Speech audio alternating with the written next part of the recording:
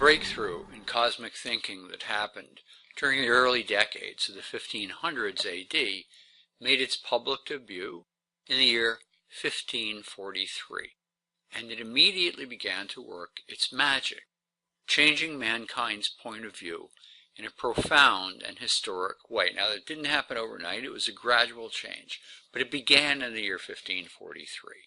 And once it occurred, we never went back to the old mistaken point of view that we had held and our ancestors had held since time immemorial.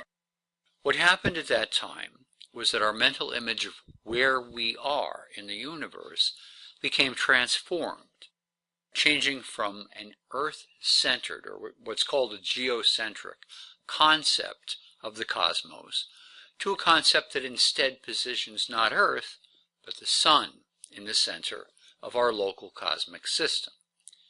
That change happened when Copernicus published his new theory of astronomy, his unprecedented new vision of the fact that we are indeed in a solar system. He did that with a book known in history as De Revolutionibus, on the revolutions of the heavenly spheres. And here he's talking about orbits, the orbits of planets. And for the first time, including our planet among the cosmic bodies that orbit around the Sun.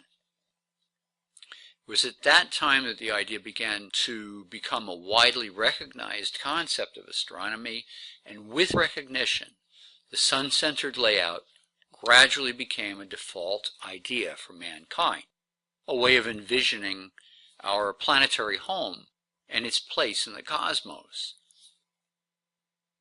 That change in our outlook is vastly important.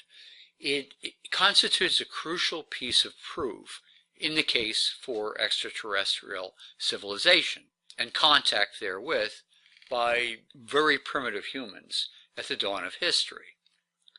So the year 1543 looms large.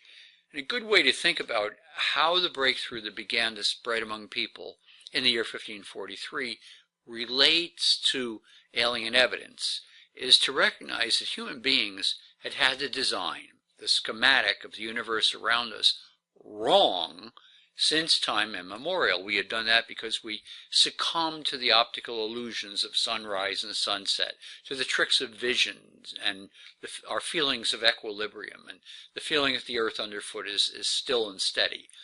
But in that year, in 1543, we finally began to get it right. We're talking about the schematic, the layout of the cosmos.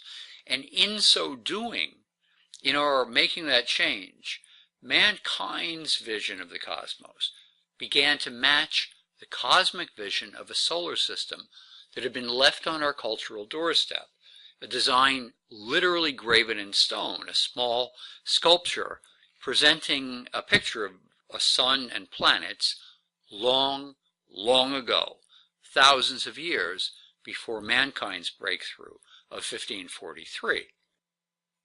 We had been wrong, and now at last we were right. And by getting it right, by picturing our local region of space in a much more accurate way, we were finally in a position to recognize the fact that someone or something that was way ahead of us in picturing things cosmic had been here and left us their calling card during the distant past. In fact, they were here at the outset of human civilization. The astronomical change that began in 1543 allowed us to see and recognize that fact for the first time. Now, we didn't see it at that moment, but at least we were in a position to do so, 1543 forward. Our cosmic vision had finally caught up with that of the aliens. We'll talk about that.